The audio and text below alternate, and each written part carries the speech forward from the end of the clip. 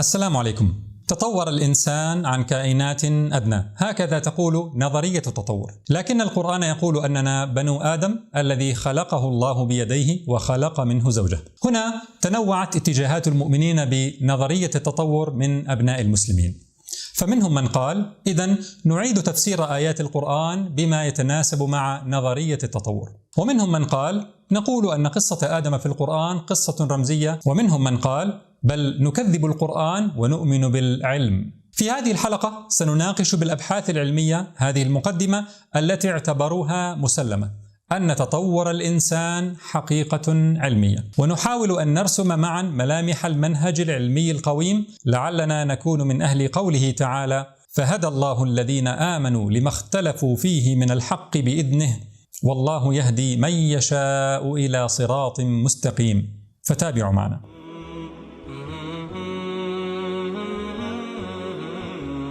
ما يشيعه أتباع نظرية التطور في أشهر مجلاتهم وكتبهم ومواقعهم العلمية والمحاضرات التثقيفية لعموم الناس هو أن الإنسان تطور عن أصول مشتركة مع الحيوانات مرت بمراحل انتقالية من كائنات شبه بشرية وصولا إلى الإنسان الحديث الذي يسمونه بالهومو سابينز، وأن هذا الإنسان الحديث ظهر أول ما ظهر في إثيوبيا قبل حوالي 195 ألف سنة كما في هذه الورقة المنشورة في نيتشر عام 2005، ثم بعد عشرات الآلاف من السنوات خرج نسله إلى بقية أنحاء العالم، وأن هذه الكائنات المزعومة التي يفترض أن الإنسان تطور عنها لها خصائص انتقالية تناسب النطاق الزمني الذي اكتشفت فيه من حيث شكل الجمجمة وحجمها والهيكل العظمي والمادة الوراثية. ويضع المروجون لنظرية التطور من العرب هذه الصور خلفية لمحاضراتهم.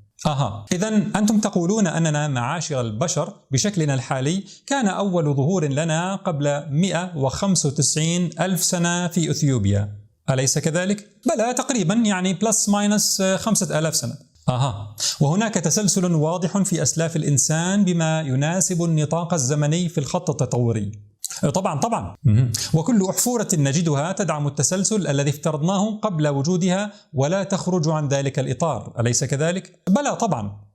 طيب ماذا تفعلون بالحفرية البشرية المكتشفة عام 2017 في المغرب والتي تعود ل 300 ألف سنة حسب تقديرات المختصين، بحيث عنون لها بعنوان حفرية مكتشفة في المغرب تعيد ترتيب شجرة عائلة الهومو سابينز؟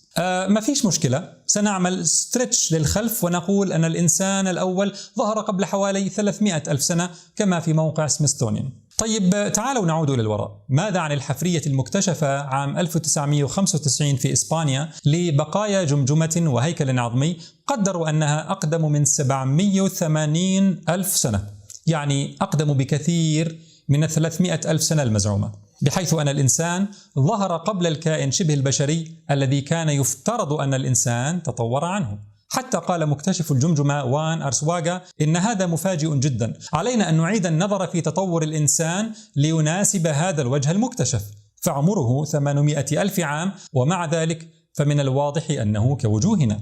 احتاروا كثيرا في التفسير وقرروا اعتباره كائنا شبه بشري وأطلقوا عليه اسم هومو أنتيسيسور، وأطلقوا العنان لخيالهم لإظهاره بدائيا كهذا التمثال في المتحف الأسترالي. ولا زالت الحيرة في تفسيره قائمة، فمن شهور قليلة نشرت مجلة نيتشر دراسة تعيد التأكيد على أن وجه ما سموه هومو أنتيسيسور هو كوجوهنا، وتكلمت مجلة ساينس عن الحيرة في مكان وضعه في التسلسل التطوري. طيب مهما فعلتم لتفسروا هذا الفرق بمئات الآلاف من السنوات، ماذا ستفعلون بالجمجمة المكتشفة في كينيا عام 2001 والتي أطلقوا عليها اسما يعني رجل كينيا مسطح الوجه، وقدروا عمر الجمجمة ب3.5 مليون سنة، حتى أبدت مقالة في مجلة نيتشر صدمتها الشديدة بها، وصدرت المقالة بقولها إن التاريخ التطوري للإنسان معقد وغير واضح المعالم، إنه يبدو اليوم على شفا الإلقاء في المزيد من الارتباك بسبب الاكتشاف لنوع جديد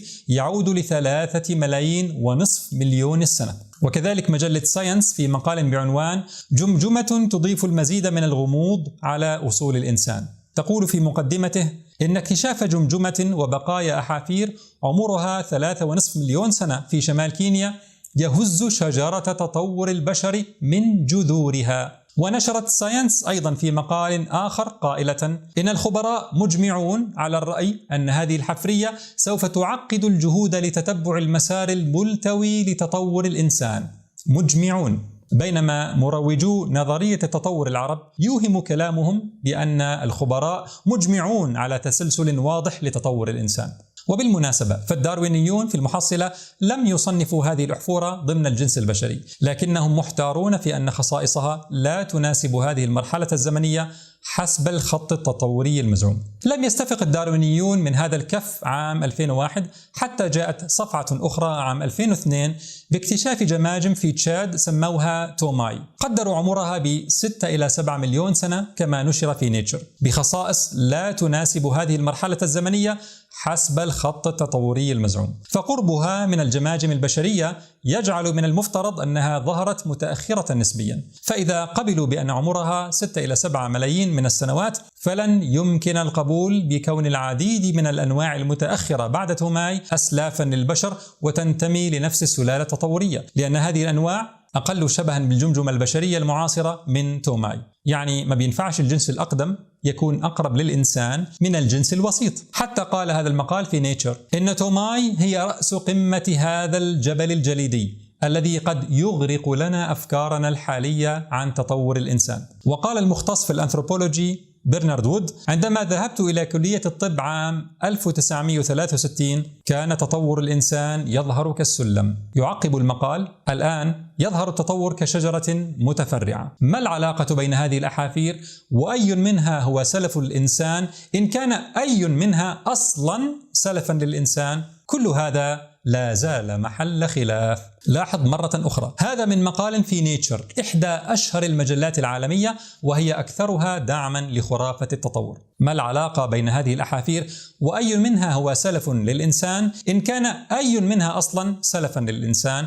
كل هذا لا زال محل خلاف. لذلك أخي عندما ترى من يعرض لك مثل هذه الرسومات الفكاهية التي تظهر تطور الإنسان كخط رصين فاعلم أنه لم يحدث معلوماته من عام 1963 من أيام ما ذهب برنارد وود إلى كلية الطب. وبعدها في عام 2005 نشرت نيتشر مقالا صدرته بالقول حتى سنوات قليلة مضت كان يعتقد أن التاريخ التطوري لنوعنا البشري مباشر وبسيط إلى حد ما، إلى أن قال لكن مؤخرا بذر الارتباك في شجرة تطور الإنسان. ثم شرع المقال في بيان الاكتشافات التي أحدثت هذا الارتباك. ثم في عام 2015 اكتشفت عظام في تنزانيا تشبه عظام يد الإنسان الحديث وزادتهم ارتباكا إذ قدر عمرها بأكثر من 1.84 مليون سنة ونشرت عنها نيتشر. وفي العام نفسه في 2015 اكتشفت أحفورة في إثيوبيا بخصائص لا تناسب الخط التطوري المزعوم ونشرت عنها نيتشر. وعلق عليها بروفيسور الأنثروبولوجي كولين جروفز قائلا لا نعلم كم نوعا تواجد يعني من أسلاف الإنسان المزعومة ولا نعلم أيها يتبع لأيها. وقال عن هذه الأحفورة really upsets the apple cart يعني كأن عربة تفاح قلبت رأسا على عقب. طب مش يمكن الصورة اتضحت أكثر في السنتين 3 الأخيرات؟ لا، بل اكتشف العديد من الاكتشافات المربكة. حتى علق المحرر العلمي في موقع BBC بول رينكون في المقال المنشور من شهور في 2/4/2020 قائلا في وقت ما كنا نتصور أن تطور البشر يسير في شكل خطي حيث يظهر الإنسان الحديث في نهاية الخط باعتباره ذروة التقدم التطوري، لكن أينما ننظر الآن نرى بشكل متزايد أن الصورة الحقيقية كانت أكثر فوضوية من هذا بكثير.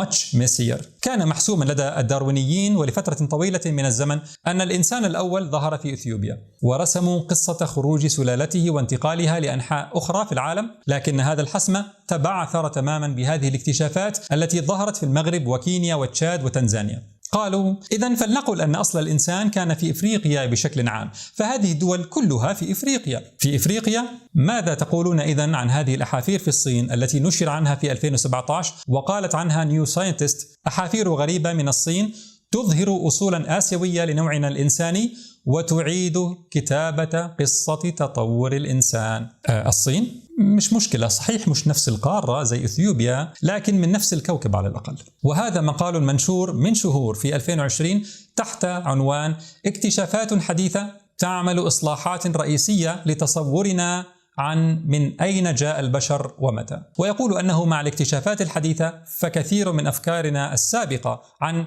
من نحن ومن أين أتينا ظهر أنها خطأ. هذه كلها أبحاث وتصريحات من أفواه التطوريين وفي أشهر مجلاتهم، وهذا هو واقع السيناريوهات التطورية للإنسان: مبعثرة، غرقانة، مربكة، ملتوية، معقدة، غامضة، فوضوية، مهتزة من جذورها، كعربة تفاح مقلوبة رأسا على عقب، بتعبيرات التطوريين أنفسهم. تعبيراتهم تجعلني أتصور أتباع الخرافة يركضون كالكائنات الوهمية التي افترضوها، يجرون لاهثين خلف سراب خرافتهم. طيب ماذا يفعلون بما أن كل خط تطوري للإنسان ينهار مع كل اكتشاف جديد؟ أصبحوا يلجؤون لرسم أشجار متفرعة، بحيث إذا تم اكتشاف شيء جديد فرعوا فرعا من الشجرة ووضعوا الأحفورة عليه وانتهى الموضوع، ويتجنبون رسم علاقة مباشرة بين كائن وكائن، وهو التفاف من المهم جدا الوقوف عنده. يعني الأحافير التي أفسدت عليهم خيالاتهم السابقة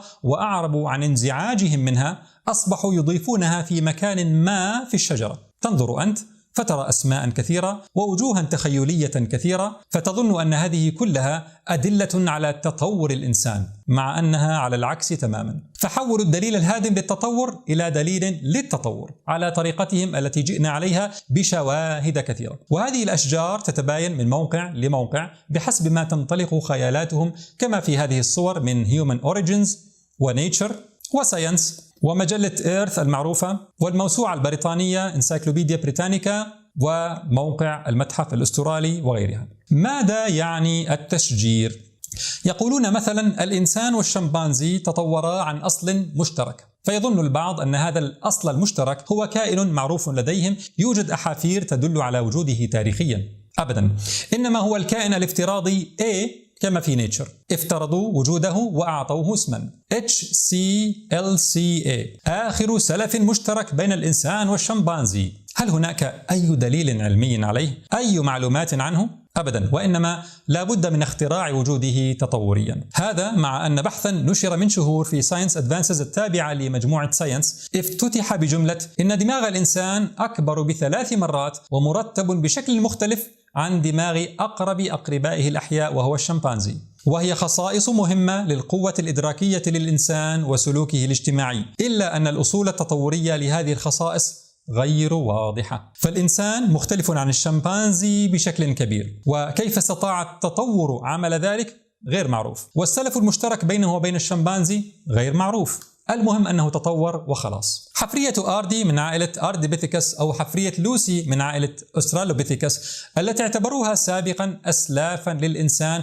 وأيقونات لتطوره، يتجنبون الآن رسم علاقة مباشرة بينها وبين الإنسان وادعاء أنها أسلاف له، وإنما يدعون أنها ربما تفرعت هي وأسلاف ما للإنسان عن أصل مشترك ما كما في ساينس. وكل ما ترونه من أرقام هي كائنات تطورية يفترض أنها وجدت hypothesized to have occurred، فأصبحت أشجارهم عبارة عن مجموعات من الأعشاش المنفصلة لا تربطها إلا أصول موهومة لا دليل عليها. ولذلك أصبحوا كثيرا ما يتجنبون كلمة human ancestors أسلاف الإنسان، ويستخدمون بدلا منها relatives أقرباء. هناك قرابة ما. كيف؟ متى؟ ما الدليل؟ لا نعرف، لكن لا بد أن هناك قرابة ما. الآن وبعد أن بينا لكم إخواني أن الاكتشافات الحديثة تبعثر الخط التطوري المزعوم، تعالوا نبين لكم أن عناصر هذه الخطوط أو هذه الأشجار، يعني ما كانوا يسمونه أيقونات التطور، الأحافير الدالة دلالة دامغة على حصول التطور، أنها لا علاقة لها بتحول تطوري ولا كائنات انتقالية ولا أشباه بشر ولا حاجة، وإنما ببساطة عندنا أحافير لقردة وأحافير لبشر. أحافير القردة هي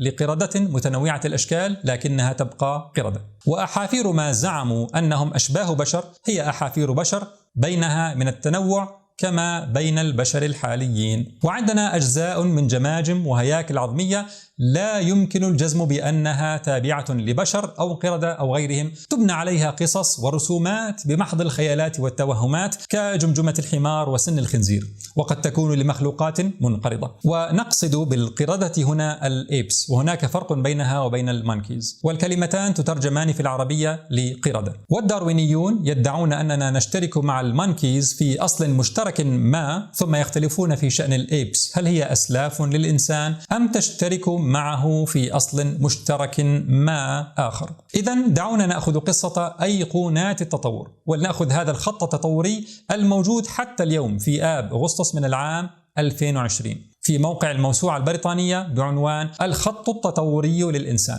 أولا، أسترالوبيثيكس أفارنسيس، القرد الجنوبي العفاري، والذي سمي أشهر أحافيره بلوسي. ما لا يعرفه الكثيرون هو أن لوسي هي عبارة عن مجموعة عظام متناثرة في سفح تلة تتعرض لعواصف مطرية، عظام لم تكن مرتبطة ببعضها، جمعت على مدى 3 أسابيع، فك من هنا، عظمة فخذ من هناك، وبعد أسابيع فقرة من العمود الفقري من موقع آخر، وهكذا. فاستنتج الباحثون أن هذه العظام تعود لنفس الكائن، كما في كتاب لوسي بداية الجنس البشري لمكتشف العظام دونالد جوهانسون، وكما في موقع جامعة أريزونا. فهذه العظام قد تكون لنفس الكائن وقد لا تكون. افترضوا أنها لنفس الكائن وأنه يحمل صفات انتقالية بين البشر والقرود، فانطلق خيال أتباع الخرافة ليرسموا بناء على هذه العظام عددا ضخما جدا من الرسومات والتماثيل في المتاحف والأفلام الوثائقية والكتب المدرسية والجامعية، وعملوا لها صورا تجعلك تشعر بالحنين لأمك الأولى المفترضة، ونشروا وثائقيات وبرامج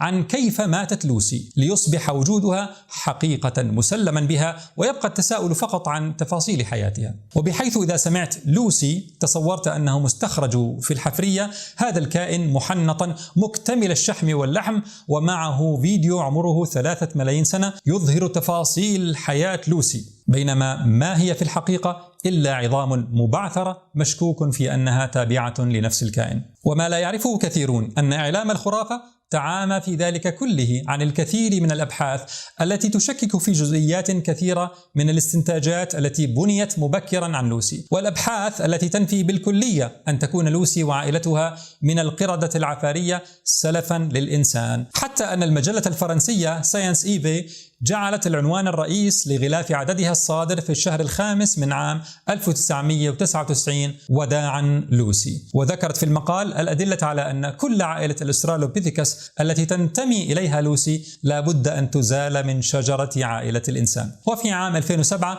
نشرت المجلة الأمريكية المعروفة بيناس مقالا تبين الأسباب التي تشكك في كون القرد العفاري الذي منه لوسي سلفا للإنسان. وحديثا من شهور قليلة في أبريل 2020 نشرت مجلة تابعة لمجموعة ساينس بحثا اعتمد على جمجمة لوسي ومجموعة من جماجم القردة العفارية لتخيل شكل الدماغ، وقال الباحثون في النتيجة بخلاف الادعاءات السابقة فإن بنية دماغ القرد العفاري هي كأدمغة القردة، وليس هناك خواص تتجه نحو الصفات البشرية، يعني لا انتقالي ولا شيء. وهناك الكثير من الأبحاث الأخرى تنفي كون القردة العفارية ومنها لوسي أسلافا للإنسان، وأصبحت المجلات العلمية ترسمها مشجرة على أن لها مع الإنسان سلفا مشتركا ما، كما رأينا في نيتشر وساينس. ومع ذلك لا تزال الكتب الجامعية والمدرسية والمواقع العلمية ومثقفو العرب يستخدمونها كأيقونة لتطور الإنسان. اللي بعده ثانيا هومو هابيلس، أو ما يسمونه الإنسان الماهر، ويقولون أنه شبه إنسان، أحد المراحل الانتقالية بين القردة الجنوبية والإنسان المعاصر. ومرة أخرى ما وجدوه ليس هذا الكائن، بل عظام أطلقوا العنان بعدها لخيالاتهم. نشرت مجلة ساينس عام 1999 بحثا يبين أن خصائص هذه الأحافير التي صنفت سابقا على أنها لشبه إنسان هي كخصائص القردة الجنوبية، وبالتالي يجب إزالتها من تصنيف الهومو، يعني أشباه البشريين المفترضين. ثم عام 2000 نشرت مجلة البيولوجيا الجزيئية والتطور بحثا ينفي صلاحية الهومو هابيلس كحلقة وسيطة بين القردة الجنوبية والبشر، مع أن هذا الاعتقاد ساد لمدة 30 عاما كما يقول البحث. ثم في عام 2011 نشرت ساينس بحثا بعنوان من كان الهومو هابيلس وهل كان من أشباه البشر بالفعل؟ أول جملة في البحث تقول: في السنوات العشرة الأخيرة تضعضعت مكانة الهومو هابيلس كأول فرد من نوعنا. ثم تحدث البحث عن تشابه الهومو هابيلس مع القردة الجنوبية. عشرات السنين من نفي الأبحاث لفكرة شبه الإنسان هذا، ولا زالت صوره تتداول كأيقونة لتطور الإنسان. اللي بعده. ثالثا، هومو إريكتس، ما يسمونه الإنسان المنتصب، ويقولون أنه شبه إنسان. هذا الكائن الافتراضي يعتبرونه محوريا ومهما في التطور، والعديد من أشباه الإنسان المزعومة سابقا مثل هومو رودولفنسس وإرغاستر هناك من يلحقها بشبه الإنسان المنتصب المزعوم، كما في هذا البحث في ساينس. فهل هو أيقونة للتطور ودليل دامغ لا يرد بالفعل؟ هذا بحث منشور في المجلة الألمانية الإنجليزية كوريو فوشنز انستيتيوت زايكنبرغ عام 1994 بعنوان المبررات لإغراق الإنسان المنتصب، يعني إلغاء فكرته. يقول فيه الباحثون وهم من أمريكا وأستراليا والصين والتشيك: ليس هناك حدود فاصلة بين الإنسان المنتصب والإنسان العاقل، لا في الزمان ولا في المكان. ليس هناك عملية انتواع سبيشيشن في تحدر الإنسان العاقل من المنتصب. هذه الأسباب تتطلب اعتبارهما نوعا تطوريا واحدا. وهذا بحث منشور في مجلة نيتشر يتكلم عن احتمالية تصنيف هومو إريكتس كسلالة أو عرقية ريس من جنسنا البشري المعروف، يعني لا مرحلة انتقالية ولا حاجة. سيقول قائل: لكن لحظة، هل هذه الأبحاث حسمت الموضوع؟ أم أن هناك أبحاث أخرى ردت عليها؟ هل اتفق علماء التطور على إزالة الهومو إريكتس مثلا من مسار تطور الإنسان؟ فنقول إخواني، هؤلاء الداروينيون لا يكادون يتفقون على شيء، بل يخطئ بعضهم بعضا ويسخف بعضهم بعضا، وإنما يتفقون على شيء واحد: نفي الخلق. في هذا المقال في موقع ليب ساينس الدارويني أيضا يتكلم عن خلاف الداروينيين على الإنسان المنتصب، فيقول: النسب والتاريخ التطوري للإنسان المنتصب وباقي أشباه الإنسان غير واضح، وأصبح موحلا أكثر بالاكتشافات الحديثة. muddied further، موحل، مطين، منيل في 600 نيلة على رأي إخواننا المصريين. ثم يستخدم المقال عبارات: هناك الكثير من الاختلاف، المزيد من الارتباك، العلماء ليسوا متفقين. فنعم، هناك خلاف على كل شيء، والأبحاث التي نعرضها لك والتي تضرب أيقونات التطور هي من أعلى المجلات تصنيفا كبيناس وساينس ونيتشر. بينما كلام مروجي نظرية التطور العرب يوهم بأن السيناريو تمام والأدلة محكمة والعلماء مجمعون. اللي بعده. رابعا، إنسان نياندرتال. كنا في حلقة نظرية البانكيك قد استعرضنا معكم هذه الورقة العلمية التي أجرت مراجعة شاملة ل 151 بحثا عن النياندرتال، وأثبتت أنهم لا يقلون عنا في شيء، وليسوا أسلافا غبية همجية للبشر كما كان يدعى. وقد أصبح هذا مقبولا لدى عامة الداروينيين، ونشرت فيه أبحاث كثيرة، من آخرها بحث جيني نشر من حوالي شهرين يظهر أن الفروقات الجينية في الميتوكوندريا بين النياندرتال والبشر الحاليين هي أقل من الفروقات بين الدب القطبي والدب البني، وأنه حصل تزاوج بين الإنسان المعروف والنياندرتال. ففي الخلاصة، الأسترالوبيثيكس أفارينسيس هي كالقردة الجنوبية، ليست فيها خصائص انتقالية للإنسان. وما سمي بالهومو هابيلس هو أيضا ليس شبه إنسان، بل من القردة الجنوبية فيما يظهر. وكل ما زعم سابقا أنهم أشباه بشر غيره هم بشر. الفروقات بينهم وبين الهياكل البشرية التي تتم المقارنة بها هي كالفروقات بين سلالات البشر الحالية أو قريب منها. وهكذا ترى مرة أخرى لماذا السيناريوهات التطورية للإنسان مبعثرة، غرقانة، مربكة، ملتوية، معقدة، غامضة، فوضوية، مهتزة من جذورها كعربة تفاح مقلوبة رأسا على عقب. وترى لماذا هذه الرسومات التخيلية الغبية لا قيمة لها، مجرد خداع وتضليل ودجل بالعلم الزائف تنام عليه الكتب الجامعية والمدرسية ومواقع تبسيط العلوم الأجنبية والعربية لعشرات السنين، تماما كما نامت على كذبة العظام الخلفية بلا فائدة في الحوت كما بينا في حلقة صح النوم، أو رسومات هيكل للأجنة كما بينا في حلقة طرزان. كل الأبحاث التي استشهدنا بها إخواني هي لداروينيين، ولا يعترف أي من كاتبيها بسقوط خرافة تطور الإنسان. ففي كل مرة تسقط فيها إحدى أيقوناتهم فسيقولون: لا يهم، هناك أدلة كثيرة على التطور كما بينا في حلقة طرزان، فالبديل وهو الخلق الحكيم مرفوض مسبقا ولا يمكن التفكير به. ما نعمله هو تجميع الصورة الكلية التي لا يعترفون بها وبيان ارتباكهم وأنهم لا يفكرون أصلا بالخروج من صندوق الإيمان الأعمى الدارويني، فهم قد ألزموا أنفسهم بإيجاد قصة ما بديلة عن الخلق، فلا بد من إعادة كتابة سيناريو القصة كما يعبرون هم بأنفسهم، ورسم الأشجار عديمة الفائدة والثمار، وإطلاق العنان للتخيلات والأساطير، وعمل أي شيء ولا أن يعترفوا بوجود خالق.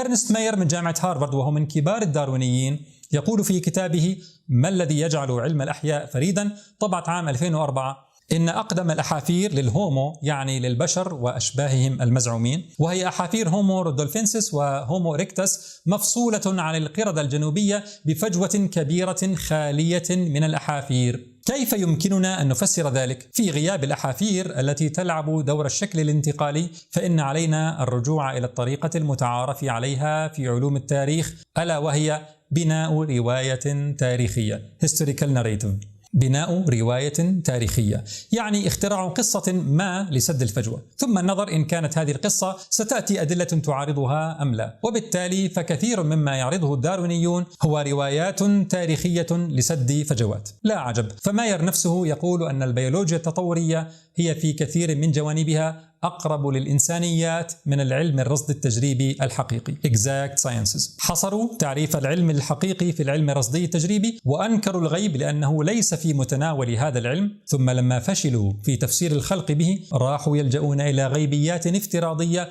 لا دليل عليها من رصد ولا تجريب ولا عقل ولا فطرة. كل هذا ونحن لا نريد أن نعيد ما بيناه من مدى سخف فكرة رسم كائن كامل وعمل أفلام ووثائقيات عنه بناء على أجزاء من جمجمة أو عظام متناثرة، كما بينا سابقا في فضيحة رسم شبه إنسان نبراسكا بناء على ضرس ونشر بحث عنه في ساينس، ثم عودة المجلة لنشر بحث آخر بعده بسنوات أن هذا السن هو سن خنزير لا شبه إنسان. هنا مسألة مهمة جدا جدا جدا جدا، هي أن كل ما ذكر ليس هو أهم ما في الأمر. يعني حتى لو وجد هؤلاء أحافير لكائنات بصفات مشتركة، ما الذي يثبت علميا أننا تطورنا عنها؟ هذه مسألة مهمة جدا إخواني، لأننا كثيرا ما نضيع في التفاصيل، بحيث يظن المتابع أنه إذا ثبت مثلا أن لوسي كان لها صفات مشتركة فإن هذا يثبت أننا تطورنا عنها، وكأن الجدال على حفرية معينة هو جدال إذا حسم فإنه يحسم لصالح تطور الإنسان أو ضده. أبدا، وعلينا ألا نضيع في التفاصيل عن الصورة الكلية. سيقول أتباع الخرافة هناك أشياء أخفى يعرفها المختصون كالتسلسل المتدرج في المادة الوراثية، فنقول وهذا أيضا ليس صحيحا. هذا البحث في مجلة البيولوجيا الجزيئية والتطور يبين أن هناك فروقات جينية ضخمة بين الجنس البشري والقردة الجنوبية لا تتماشى مع التطور التدريجي البطيء، وأن هناك توليفة من الصفات ظهرت فجأة لم تظهر من قبل. طيب ما التفسير لديكم إذن؟ قالوا حصول ثورة جينية Genetic Revolution، وهي تسمية تبدو علمية لفكرة كوميدية تكلمنا عنها، مفادها أن تغيرات عشوائية كثيرة جدا حصلت بشكل متناسق دون تخريب باقي المادة الوراثية لتكسب الكائن صفات راقية حولته إلى الجنس البشري، وأن هذا كله حصل بالصدفة. طيب ولماذا تتكلفون فكرة الثورة الجينية أو ما يسميه البعض Rapid Evolution التطور السريع؟ بأي حق تفترضون أن الإنسان تطور عن كائنات أدنى مع أن الأحافير لا تسعفكم، ومع أن الإنسان مختلف في خصائصه وجيناته اختلافا كبيرا عن الكائنات الأخرى؟ ما هو لازم يكون الإنسان تطور عن غيره. لماذا؟ حتى يكتمل التفسير العلمي. الكائنات الأدنى تطورت عن غيرها، وهذه بدورها تطورت عن الخلية البدائية التي نشأت صدفة بطريقة ما.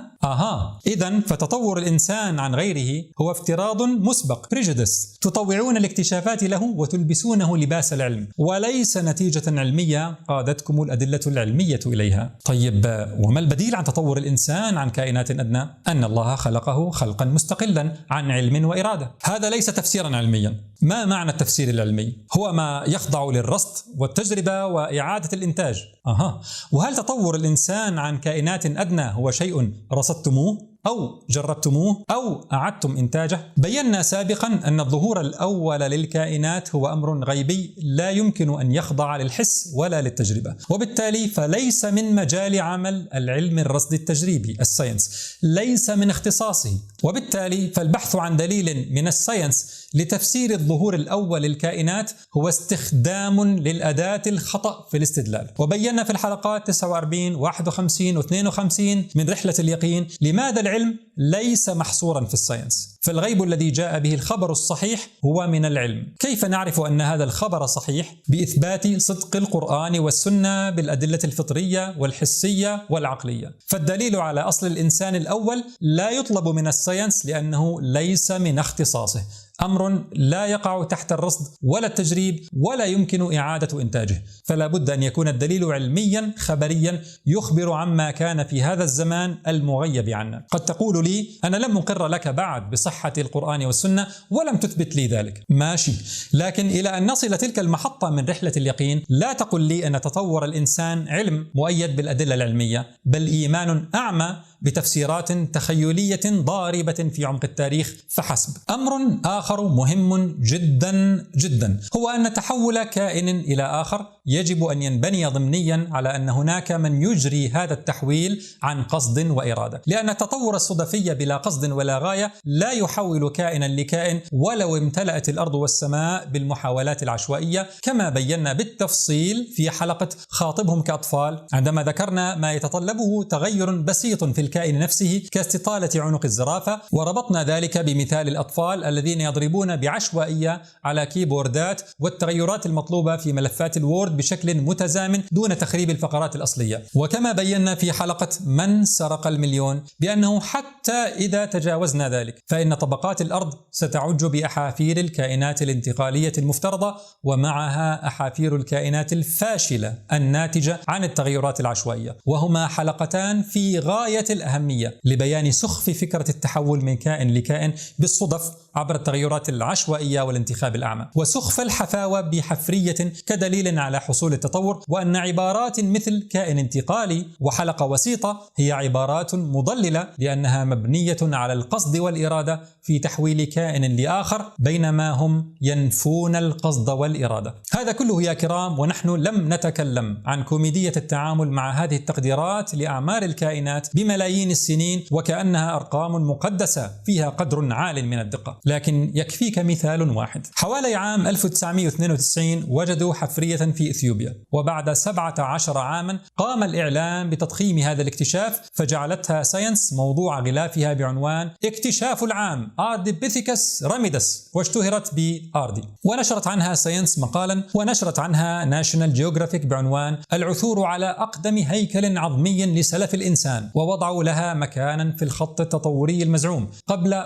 4.4 مليون سنة، وهو للأمانة 4.387 مليون سنة بلس ماينس فاصلة 0.31 مليون سنة كما في نيتشر، في النطاق الزمني المناسب لتطور الإنسان. لكن ما لبثت مجلة ساينس في العام التالي أن نشرت مقالا يطعن في أدلة أن آردي سلف للإنسان، ونشرت تايمز مقابلة مع مختص بين فيها أن أصحاب الدعوة استخدموا أساليب غير علمية لتمرير دعواهم، ونشرت نيتشر أيضا بحثا يعارض هذه الدعوة أن آردي سلف للإنسان. محل الشاهد، كلفت نفسي أن أعود إلى البحث الذي ذكروا فيه تقدير عمر آردي في مجلة نيتشر، فوجدت الباحثين يقدرون عمرها بحسب الطبقات الرسوبية التي تواجدت فيها، ويقولون أكثر العينات ملوثة بما يعطي عمرا مبكرا يقدر بحوالي 23.5 مليون سنة. إحدى العينات مع أنها ملوثة أيضا أعطت عمر 4.387 مليون سنة.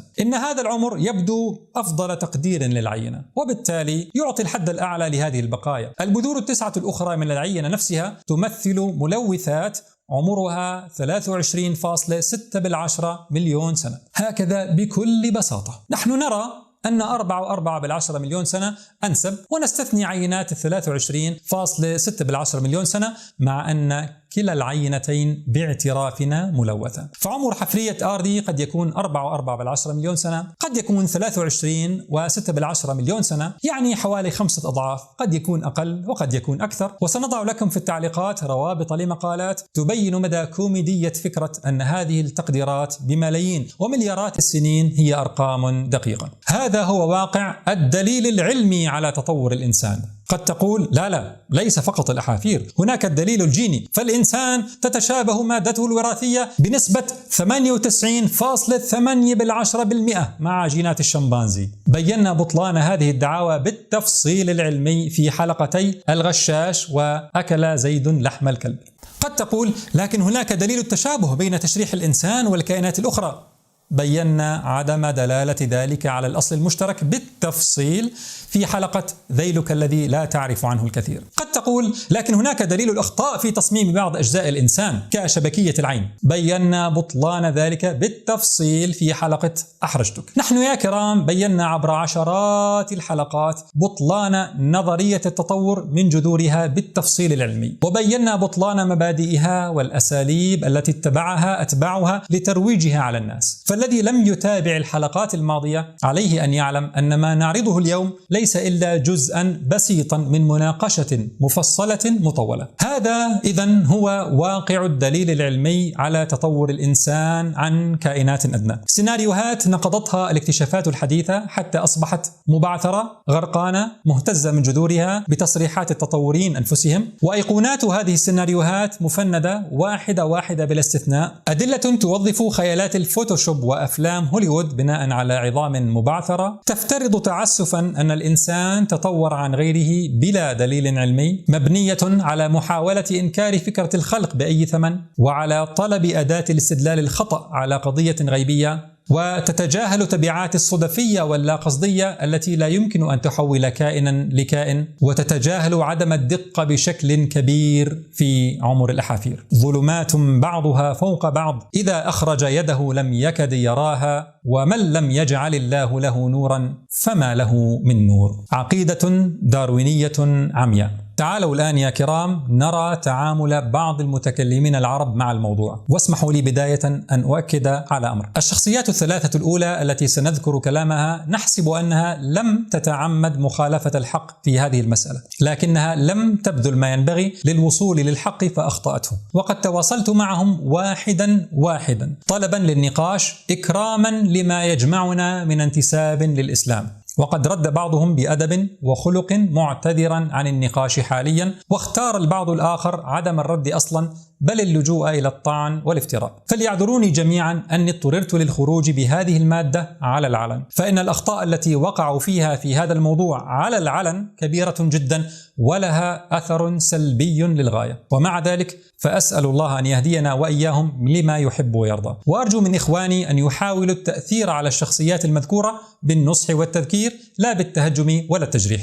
الدكتور نضال قسوم في حلقة له من برنامجه تأمل معي بعنوان نظرية التطور وأدلتها العلمية يقول: يقول لك طب وين هذه الحلقات المفقودة بينهم؟ وين هذه الأجناس الهياكل التي تقولون أنها يعني بين الإنسان وبين القرد القديم؟ وين؟ وريني أنت حالة لتبين أن الإنسان كان شيء قبل الإنسان وأنه انحدر فعلا من قردة أو القردة الكبيرة، أحيانا تسمى الأيبس، هذه القردة الكبيرة.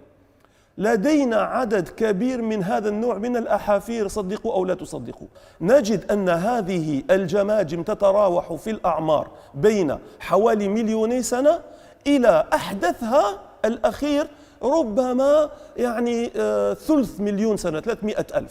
وفعلا عندما نأتي إلى كل واحدة من هذه الستة وننظر إلى حجمها وعمرها نجدها أنها فعلا تتسلسل من الأقدم إلى الأحدث وتصير تقترب إلى البشر. لا معلش يا دكتور، هذه الدعاوى لأتباع التطور قديمة جدا من عام 1963 كما وضحنا، وأنا لا أدري حقيقة من أين تأخذ معلوماتك، خاصة أنك لا تضع مراجع عند كل معلومة. طيب ماذا نفعل يا دكتور نضال مع آيات الله في القرآن والتي تتكلم عن خلق آدم بيدي الله تعالى؟ يجيبك الدكتور. أنا أحكم على أي نظرية سواء تطور أو بيج بانج أو جاذبية أينشتاين أو كوانتم ميكانيكس أو ذرية أو نووية، أحكم عليها بأدلتها العلمية، لا أحكم عليها بكتب دينية، وإلا بتصير العملية مفتوحة على كل الاحتمالات. بيجيني كتاب آخر، واحد يحكم لي من كتاب هندوسي، واحد يكتب لي من التوراة، واحد من التلمود، واحد يحكم على النظرية بالقرآن، واحد ما رح نخلص هكذا. لا يصح أن يوضع القرآن في سلة واحدة مع كتب الأديان الباطلة والمحرفة ككتب الهندوس والتوراة والتلمود، أليس كذلك يا دكتور؟ ويقول لك عندنا حل من حلين، يقولوا لا هو صحيح كتابك يقول هذا ولكن كتابك غلطان، أو نقول له لا أنت ما بتفهم بهذه الطريقة. اللي اختاره البشر سواء المسلمين أو حتى النصارى أو اليهود أنه لا نفهم هذه الآيات بهذه الطريقة، نعيد تفسيرها. وهل اليهود والنصارى أسوة للمسلمين؟ وهل القرآن ككتبهم في الاحتواء على المغالطات ومصادمة العقل والعلم لتطالبنا أن نفعل مثلهم يا دكتور نضال؟ فهذه الحقائق عن التطور ثابتة في الأرض، ما لها علاقة تقبل لا تقبل أنت حر. الآن كما قلت لك آنفا، تأتي في الكتب الدينية في القرآن وغيره يتكلم عن الإنسان وأصل الإنسان وخلق الإنسان، فيأتي الناس ومن الطبيعي أن يسألوا طيب هذه الآيات كيف أفهمها على ضوء ما تقولون أنتم يا علماء؟ هل هناك إمكانية أن نفهم هذه الآيات على منوال بطريقة تكون متناغمة مع ما يقوله العلم؟ أنا أقول نعم. أن نؤول النص. نعم. أن نؤول النص. نؤول الأجزاء التي يبدو أنها إذا فهمت حرفيا تتناقض مع العلم. كيف يعني نؤول القرآن؟ يعني يعتبر الدكتور القول بخلق الإنسان كما هو واضح من القرآن والسنة وكما فهمته الأمة عبر القرون، يعتبر ذلك فهما سطحيا. عندما ننظر إلى الآيات القرآنية وإذا نظرنا إليها بسطحية وحرفية، نرى كأن الإنسان هذا خلق بشكل مستقل تماما عن باقي الخليقة. ويتكلم الدكتور نضال عن إنسان بدائي كما في الأفلام الهوليوودية التطورية، فيقول وهذا هو تاريخ الإنسان. يعني في الأول كان إنسان بدائي مش فاهم شيء، مش فاهم، فاكر أنه الأشياء هكذا بتصير حواليه، يعني هكذا كلها مخيفة، وهناك آلهات كثيرة وكل آلهة بتتعارك في السماء هذه الآلهات وكذا. وبعدين بدأ يتطور شوية مع نفسه، بدأ يفكر أنا لي معنى، وجودي له معنى، حياتي هنا لها ضوابط، هؤلاء الأشخاص إيش، طب هذا اللي يقول شيء ثاني عني هذه محاور اختلافنا مع المروجين لفكرة تطور الإنسان عن كائنات أدنى. لا منهجية للتفريق بين العلم الحقيقي والخرافات، لا منهجية في التعامل مع القرآن بل وجرأة على الخوض فيه بغير علم، ولا منهجية في التوفيق بين الوحي والعلوم الطبيعية. والنتيجة بالنسبة لهم تطور الإنسان حقيقة، والطريقة الوحيدة لتحافظ على القرآن هي أن نعيد تفسيره بما يتوافق مع حقيقة التطور كما فعل أصحاب الأديان الأخرى. ولعل الدكتور يطلع على هذه الحلقة وسابقاتها ليعلم أن العلم الذي يريد إعادة تفسير القرآن من أجله ما هو إلا خيالات هوليوودية وسيناريوهات رأينا ظلماتها المتراكمة. من أشكال إعادة التفسير هذه ما ذكرته إحدى الدكتورات في مجال البيولوجيا، والتي كررت في مقطع من 8 دقائق عبارة التطور حقيقة 8 مرات، ثم قالت who is Adam? Nobody knows the answer to that. And certainly I will not take it. I do not have the answer to that. But what I propose is that, and this is my personal opinion, that Adam, that is mentioned in the Quran, is a metaphor, an example of humanity in general. إذن فتعتقد الدكتورة أن آدم عليه السلام ما هو إلا كناية، ميتافور، رمز للبشرية بشكل عام، وليس كائنا حقيقيا مستقلا محددا. سئلت مجددا فأكدت وقالت Probably that's why I say it's a metaphor, that Adam as a representative of a group of human beings that evolved. And when we say evolved from their previous ancestors, we're talking about cognition development, abstract thinking, the development of the conscious. So yes, very much so. It could be this group of people evolved for this higher mental capabilities and higher cognition if you want to call it spirit. إذن بحسب الدكتورة فآدم قد يكون مجازا عن مجموعة من البشر تطورت لديهم القدرات العقلية والإدراك وما إلى ذلك. ولنا أن نسأل الدكتورة: إذا كان آدم كناية أو مجازا يا دكتورة وليس كائنا محددا حقيقيا، فكيف سنفهم قول الله تعالى: يا بني آدم لا يفتننكم الشيطان كما أخرج أبويكم من الجنة، وقوله تعالى: فقلنا يا آدم إن هذا عدو لك ولزوجك، وغير هذه الآيات الكثير وغيرها الكثير من الأحاديث الصحيحة في الحديث عن آدم عليه السلام. وطبعا الذين يتجرؤون على القرآن بهذا الشكل فهم على السنة أجرأ. ما الذي يمنع أصحاب التفاسير الباطنية للقرآن من تفسير القرآن كما يشاءون، حيث يخترع من شاء ما شاء من المعاني ويزعم أنها هي المقصودة بهذه الآيات وليس معانيها الواضحة الظاهرة كما حصل مع الحركات الباطنية في التاريخ الإسلامي؟ إذا كان آدم الذي فصل القرآن في قصته تفصيلا مجرد رمز أو مجاز، فما الذي يمنع أن تكون الجنة مجرد مجاز، والنار مجاز، والآخرة مجاز؟ بل ولماذا لا يكون الله عز وجل مجرد مجاز؟ تذكروا إخواني من أجل ماذا يتم الخوض في القرآن بهذا الشكل؟ من أجل خرافات، ظلمات بعضها فوق بعض. الدكتور الروائي أحمد خيري العمري يروج أيضا لفكرة فهم آيات بناء على نظرية التطور، وقد أصدر كتابه ليطمئن عقلي، والذي أعاد فيه نفس استدلالات المواقع الشعبوية على صحة التطور، غير ملتفت طبعا إلى ردودنا وردود الكثيرين العلمية المفصلة على كل منها. ثم أتبع هذه الأدلة بقوله: ولعله من نافلة القول أنه لا يمكن لأي نظرية علمية أن تكون بديلة لنظرية التطور دون أن تأخذها أولا على محمل الجد التام والدراسة العلمية المكثفة، خصوصا أن سجل الأحافير الذي تستخدمه نظرية التطور يضم ملايين الأحافير إن لم يكن المليارات منها. جملة مصاغة بطريقة توهم أن هناك الملايين أو المليارات من الأدلة على الخرافة من الأحافير. سجل الأحافير الذي تستخدمه نظرية التطور. بعيدا عن المبالغة الشديدة في الأرقام، فهذا السجل مليء بأحافير لهياكل بشرية وحيوانية مثيلة للمخلوقات المعروفة الموجودة حاليا بيننا، ولم يدعي ولا حتى كبار مروجي الخرافة الأجانب أنها دليل على التطور، وإنما الحديث عن أحافير محدودة أريناكم اليوم وفي حلقات ماضية بالتفصيل العلمي ومن أوراقهم ما يكذب دلالتها على التطور. في المقابل الدكتور العمري الذي أصدر سلسلته في التحصين من الإلحاد بعنوان أنتي إلحاد عنده مشكلة في تعريف الإيمان نفسه، فهو يقول: في الحقيقة الإيمان بأي شيء يحتاج إلى هذه القفزة الليب، أن تؤمن بشيء دون كل الأدلة القاطعة الحاسمة. ومثل هذه العبارات وغيرها من العبارات التي تجعل الإيمان بوجود الله وبالغيب عموما أمرا أغلبيا لا قطعيا يقينيا، وهو ما وضحنا بطلانه تماما في حلقة الله غيب، هل معناه أن وجوده غير يقيني؟ وحلقة هل يمكن إثبات وجود الله علميا؟ وغيرها من رحلة اليقين. فعندما يكون تطور الإنسان مؤيدا بالأدلة العلمية القوية كما يقول الدكتور العمري، بينما الإيمان بالله نفسه لا يمكن البرهنة عليه بشكل قطعي ويحتاج قفزة في الفراغ، فلا عجب أن يتأول القرآن ليناسب تطور الإنسان. أما الدكتور عدنان إبراهيم فقد بينا طريقته في ترويج خرافة التطور عموما في حلقة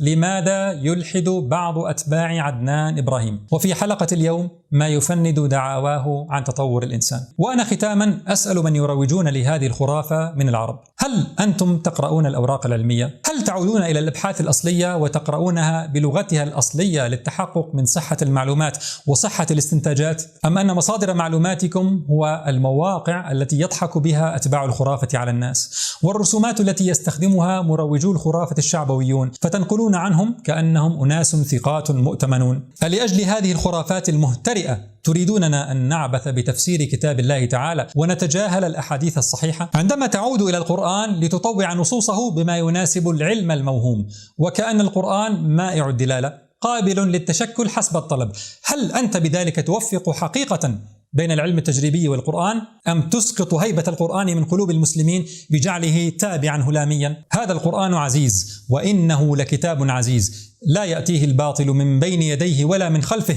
تنزيل من حكيم حميد، لا يلتبس بباطل ولا يفسر بباطل ولا يطوع لباطل، كتاب مهيمن حاكم غير محكوم، قائد لا مقود، إنه لقول فصل وما هو بالهزل. إذا أدركت هذا كله أخي وأختي فانفض عنك تخاريف العلم المزيف وأصغ بسمعك وكيانك إلى قول ربك سبحانه وهو يذكرك بأصلك بكلام فصل لا لبس فيه ولا غموض، ليجعل من بعد ذلك لحياتك معنى ويبني عليه منظومة أخلاقية، إذ تعلم أنك عائد إليه فيقول: يا أيها الناس اتقوا ربكم الذي خلقكم من نفس واحدة وخلق منها زوجها وبث منهما رجالا كثيرا ونساء واتقوا الله الذي تساءلون به والأرحام إن الله كان عليكم رقيبا وآتوا اليتامى أموالهم ولا تتبدلوا الخبيث بالطيب ولا تأكلوا أموالهم إلى أموالكم إنه كان حوبا كبيرا. نسأل الله تعالى أن يهدينا جميعا ومن يخالفنا لما يحب ويرضى، والسلام عليكم ورحمة الله.